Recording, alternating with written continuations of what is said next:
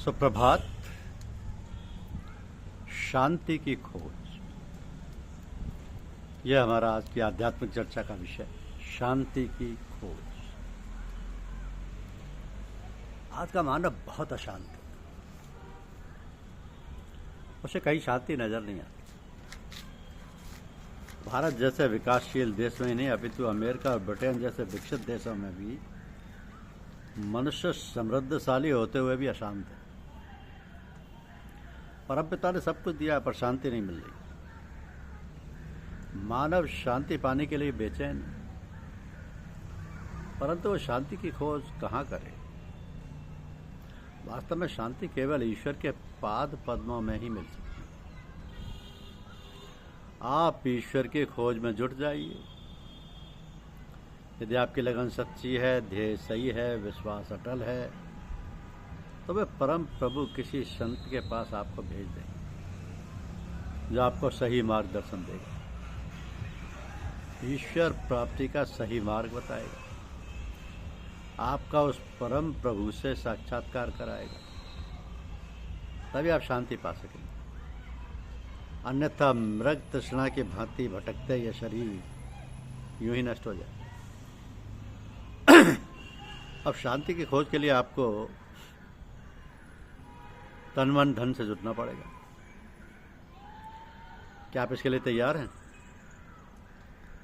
अगर आप तैयार हैं तो आइए चला जाए शांति की खोज के लिए। शांति प्राप्ति हेतु ये करना है आपको कि शांति की खोज हेतु सबसे पहले दृढ़ निश्चय के साथ निश्चित लक्ष्य बनाइए और उस लक्ष्य की प्राप्ति हेतु निरंतर आगे बढ़िए। मुसीबतें आने के बाद भी आपको दृढ़ संकल्प से पीछे नहीं हटना होगा। जिस स्थान पर आप रहते हैं उस स्थान से लगाव समाप्त करना होगा, लेकिन आप घबराएं नहीं, क्योंकि आपको अपना घर नहीं त्यागना है, वरन उसी घर में रहते हुए सब कुछ ईश्वर को अर्पण कर देना। सब कुछ उस प्रभु का है। इस प्रकार माया मोह सांसारिक वासनाओं से विरत होने के बाद शांति सागर में स्नान करने के लिए चल देना होगा। तो ये बात आप भली भांति जानते हैं कि शांति का खजाना आपके भीतर ही, और भीतर रहते हुए भी हम उसे जान नहीं पाते। तो आवश्यकता है ऐसे मार्गदर्शक की जो हमें उस खजाने तक पहुंचा दे। अतः शांति प्राप्ति हेतु आपको गुरुदेव की आध्यात्मिक पाठशाला में जाना होगा। वहां पहुंचकर अपने उद्देश्यों को बताकर उनके बताए हुए नियम कानून के अनुसार वहां साधना प्रारंभ करनी होगी। अपने मन को चारों ओर से हटाकर इस आध्यात्मिक पाठशाला की ओर लगा देना होगा। यदि आपका उद्देश्य सही होगा तो आपको लक्ष्य और निश्चय के अनुसार ही आपकी अपनी मंजिल तक पहुंचने का रास्ता मिल जाएगा। इस आध्यात्मिक पाठशाला के प्रबंधक को गुरु कहते हैं। जब कोई जिज्ञासु विद्यार्थी इस आध्यात्मिक पाठशाला में पहुंचता है तो सर्वप्रथम उसकी आंतरिक जांच पड़ताल की जाती है और उसके आंतरिक अंधकार को दूर करने के लिए आत्मज्ञान का दीपक उन महापुरुष के द्वारा जला दिया जाता है, जिससे उसका कलुषित हृदय प्रकाशित हो जाता है। तो अपनी आंतरिक भावनाओं के द्वारा शिष्य तन मन धन से लगकर गुरु की आज्ञानुसार व नियमानुसार चलता हुआ अपनी मंजिल की तरफ बढ़ने लगता है। अब शिष्य को तन मन धन से गुरुदेव की सेवा करना चाहिए, परंतु उसके मन में सेवा करते समय यह भाव नहीं उठना चाहिए कि यह हमारा है, हम गुरु की सेवा कर रहे हैं। बुजुर्गों ने तो यहाँ तक लिखा है कि यदि दाहिने हाथ से देव तो बाएं को पता ना चले। इस भाव से जो कुछ शिष्य के पास है सब कुछ गुरु को अर्पण कर देना होगा। तो जब लेना देना कुछ भी बाकी ना रह जाएगा तब शिष्य कुछ हासिल करने के लायक बन जाएगा। इस प्रकार जब शिष्य सब कुछ अर्पण कर गुरु के बताए हुए समय के अनुसार ब्रह्ममुहूर्त में उठकर नित्य क्रिया से निवृत्त होकर प्रार्थना ध्यान उपासना करने के उपरांत सारे संसार के कल्याण के लिए प्रार्थना करता है तथा सारे संसार को गुरु में देखता है, ऐसी स्थिति हो जाने पर ना उसके पास दूसरे को सुनने का समय और ना दूसरे को दूसरे का गुण गाने का समय, न दूसरे से कुछ पाने की इच्छा है, न किसी से ईर्ष्या है, न द्वेष है, मात्र एक ही को पाने का दृढ़ संकल्प ले रखा है। तो जब इस प्रकार से अभ्यासी अपनी ख्याली शक्ति को अपने इष्ट के साथ लगा देगा, तब गुरु की दया कृपा का भंडार खुल जाएगा। उस समय अपने आप गुरु की दया कृपा शिष्य में प्रवेश कर जाएगी। तो ख्याली शक्ति संबंध ऐसा हो कि अपने शिष्य या शिष्य अपने आंतरिक ख्याल को निर्विकार बनाकर इष्ट के सिवा और कुछ ना देखे।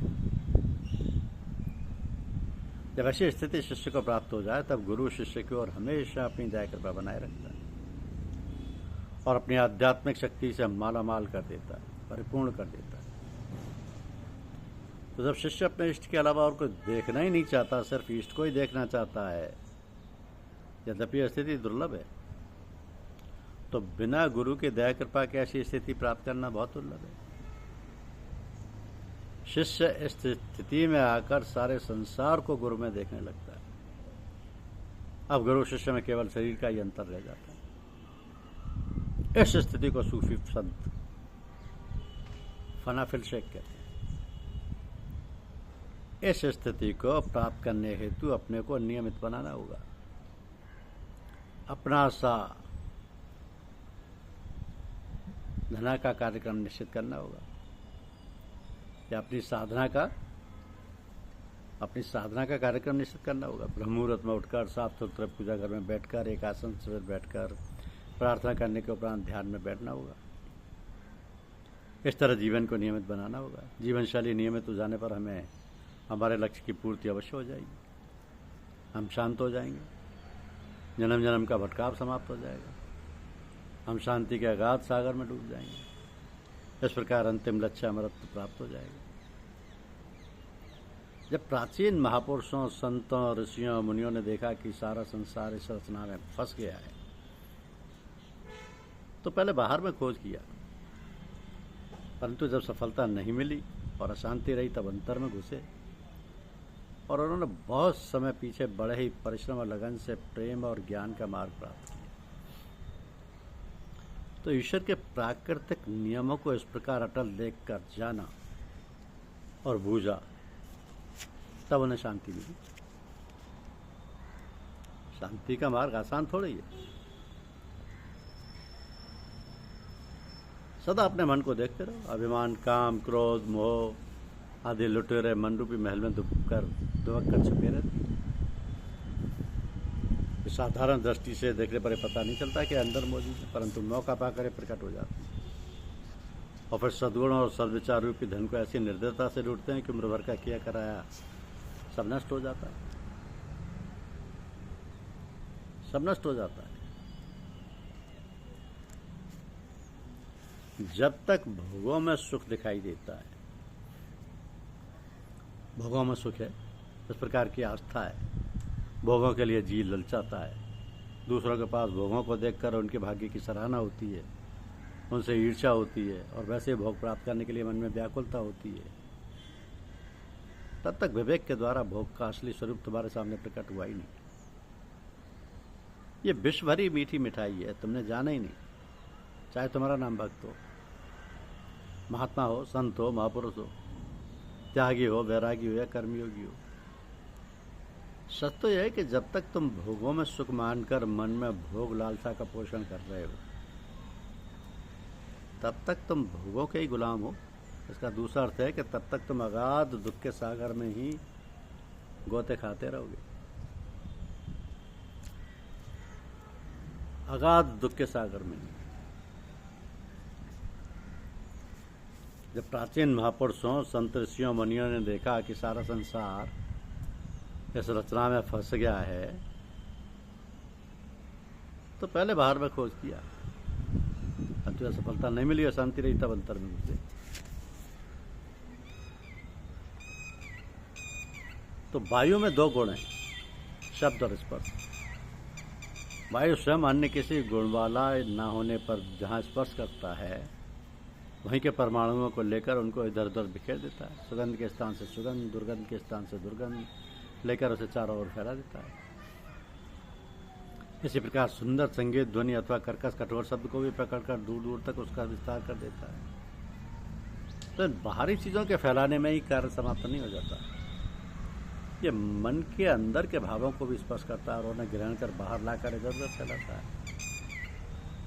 ये अच्छे बुरे भावों को, परमाणुओं को बाहर से भीतर और भीतर से बाहर ले जाया करता है। ये क्रिया वायु में सदा सर्वदा होती ही रहती है। इसलिए जहाँ संत बसते हैं वहाँ का वायुमंडल शुद्ध तथा असंतों के निवास स्थल का अशुद्ध माना गया है।